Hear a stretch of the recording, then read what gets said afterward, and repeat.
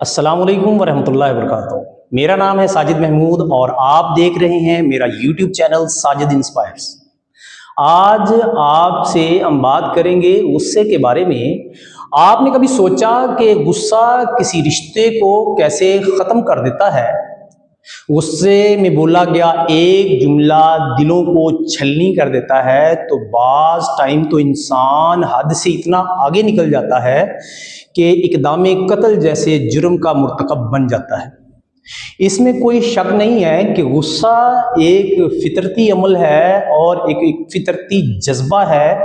जब इंसान में गुस्सा आता है तो आंखों का रंग सुर्ख हो जाता है, दिल की धड़कन तेज हो जाती है, दिमाग को गुस्सा उलझा के रख देता है, जुबान को जहर आलूद बना देता है। गुस्सा इंसान में एक फितरती अमल है।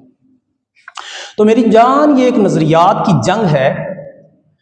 आप सल्लल्लाहु अलैहि वसल्लम से एक सहाबी ने पूछा कि मुझे कोई नसीहत फरमाएं, तो आप सल्लल्लाहु अलैहि वसल्लम ने फरमाया गुस्सा ना करो, गुस्सा ना करो, गुस्सा ना करो। 3 मरतबा आप सल्लल्लाहु अलैहि वसल्लम ने इस बात को दोहराया। गुस्सा है क्या? गुस्सा नजरियात की जंग है। 2 भाइयों के दरमियान ये नजरियात की जंग घर में भी हो सकती है, 2 दोस्तों के दरमियान ये नज़रियात की जंग बाहर भी हो सकती है, 2 कारोबारी लोगों के दरमियान ये नज़रियात की जंग कारोबार में भी हो सकती है। अगर ये नज़रियाती जंग घर में 2 भाइयों के दरमियान हो तो होता क्या है कि एक भाई सोचता है कि ये काम मेरी मंशा के मुताबिक ऐसा होना चाहिए, तो दूसरा भाई सोचता है कि ये काम मेरी मंशा के मुताबिक ऐसे होना चाहिए। कोई भी वक़ुआ हो सकता है और दोनों भाई नज़रियात की जंग में उलझ सकती हैं। जो भाई एक दूसरे का बाजू होते हैं, दुख और सुख में एक दूसरे के साथी होते हैं, पैदा होने से लेकर मरते दम तक जिन्होंने एक दूसरे के साथ एक अच्छा बर्ताव और मुखलस रवैया रखना होता है, वो एक दूसरे का गिरबान पकड़ लेते हैं। जब ये कंडीशन, ये सूरत हाल घर में पैदा हो जाती है तो बूढ़े वालिदैन जिन्होंने हमारी खुशियों को देखना होता है, जिन्होंने सारी जिंदगी अपनी जिंदगी को मुश्किल में से गुजार कर हमारे लिए खुशियां और हमारे प्यार मोहब्बत और इत्तेफाक के लिए उन्होंने अपनी जिंदगियां लगा दी थी, आज जब वो 2 भाइयों को, अपने 2 बेटों को जब वो इस सूरत हाल में देखते हैं तो माँ का ब्लड प्रेशर हाई होता है, बाप का ब्लड प्रेशर हाई होता है। जो ना देखने वाली चीजें थी वो अपनी जिंदगी में जब ये ऐसा होता देखते हैं तो वो धड़ाम से नीचे गिरते हैं। नतीजतन मेरे दोस्त होता क्या है कि दिल का दौरा पड़ता है, फालज जैसी बीमारियां आकर वालिदैन के ऊपर बसेरा कर लेती हैं। फिर वही वालिदैन जिनकी बुढ़ापे में खिदमत करनी थी उनको लेकर हॉस्पिटल का रुख करना पड़ता है और लाखों करोड़ों जानें इसी तरह ज़ायल हो जाती हैं। और वही भाई फिर 1 मिनट की बर्दाश्त का बहुत बड़ा सदमा लेकर सारी जिंदगी बैठ जाते हैं। मेरी जान, गुस्सा ना सिर्फ वालिदैन के लिए बल्कि दूसरे लोगों के लिए भी परेशानी का मौजब बनता है, बल्कि खुद इंसान की नेचर के अंदर वो तब्दीलियां पैदा करता है। इंसान की तबीयत के अंदर चिड़चिड़ापन ले आता है, हाई ब्लड प्रेशर जैसी बीमारियां जो सी हैं वो जन्म लेती हैं, नींद में बेसुकूनी जो सी है इंसान की जिंदगी का हिस्सा बन जाती है। गुस्से के ऊपर अगर कंट्रोल ना किया जाए तो गुस्सा जो सा है उससे हार्मोन्स का तवाज़ुन जो सा बिगड़ कर रह जाता है और नतीजतन ज़ियाबितस का मर्ज जो सा है वो इंसान को आ लेता है।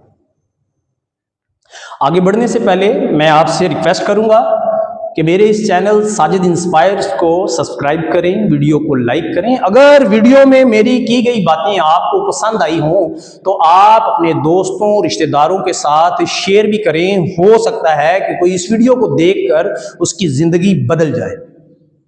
आप सल्लल्लाहु अलैहि वसल्लम ने इरशाद फरमाया इस मौके के ऊपर कि आप में से कोई पहलवान वो नहीं है कि जो गुस्से की हालत में जो सा है किसी को पछाड़ दे, किसी को पटख दे। आप सल्लल्लाहु अलैहि वसल्लम ने फरमाया पहलवान तुम में से वो है जो गुस्से को कंट्रोल कर ले, काबू में कर ले, चीखो पुकार ना करे, बर्दाश्त का मुजाहरा कर ले।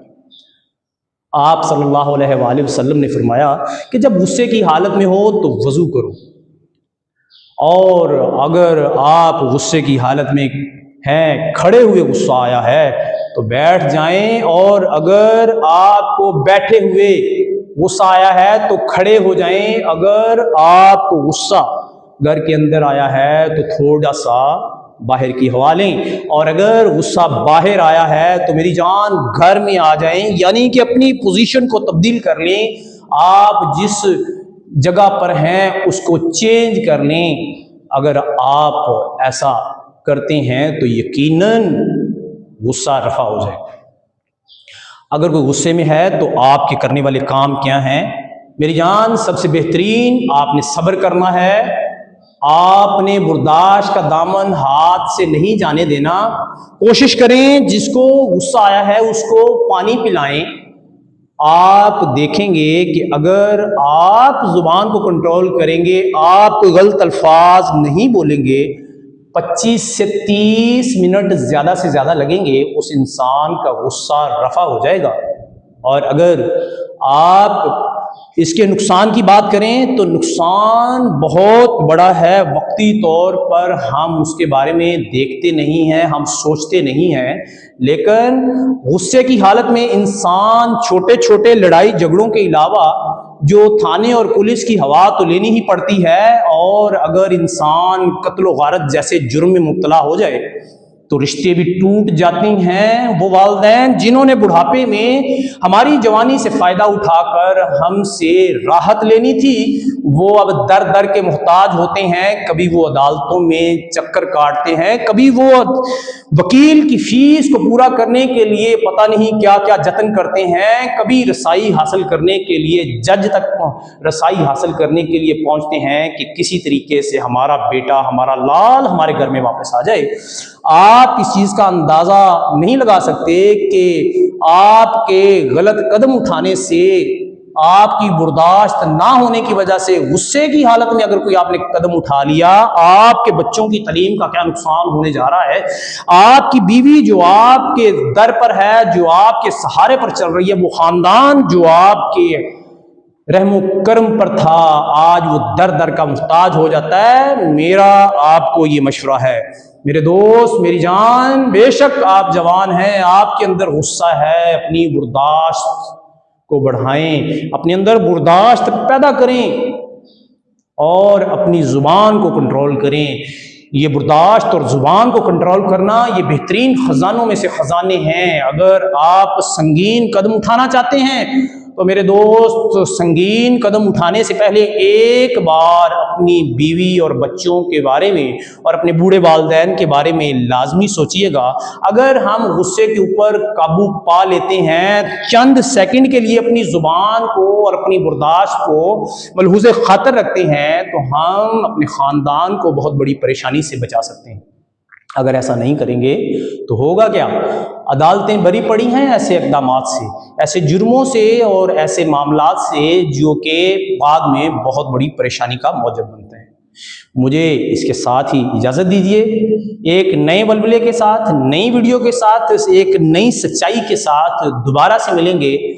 السلام علیکم ورحمۃ اللہ۔